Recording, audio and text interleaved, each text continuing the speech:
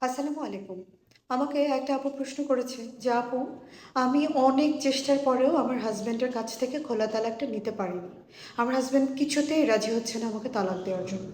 কিন্তু আমি আমার হাসব্যান্ডের এই নির্যাতন আর সহ্য করতে পারছি না। আর একদিনও আমি আমার হাসব্যান্ডের সাথে সংসার করতে পারবো না।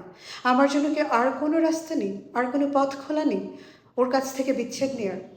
এই অবস্থায় আপু আপনার জন্য আরেকটা রাস্তা খোলা। যেহেতু আপনি আপনার হাসব্যান্ডকে রাজি করাতে পারেননি এবং খোলা তালাকটাও নিতে পারেননি, সুতরাং আপনার এখন কোর্টে যেতে হবে।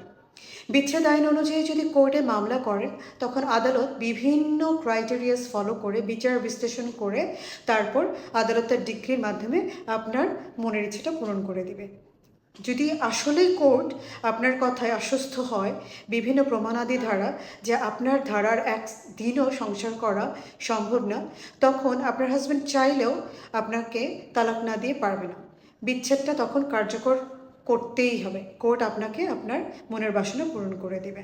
আশা করি আপনি বুঝতে পেরেছেন আপু। আপনার হাজব্যান্ড যদি রাজি নাও থাকে খোলা তালাকের জন্য, আপনি আদালতের মাধ্যমে বিচ্ছেদ চাইতে পারেন। আর যদি আপনার সন্তান থেকে থাকে, যেটা আমি গতকাল জানতে পারিনি, আমি চাইব আপনি যেন আপনার সন্তানের কথাটাও কনসিডার করেন যে কোনো বড় সিদ্ধান্ত নেওয়ার আগে। ভালো থাকবেন আপু। আসসালামু আলাইকুম।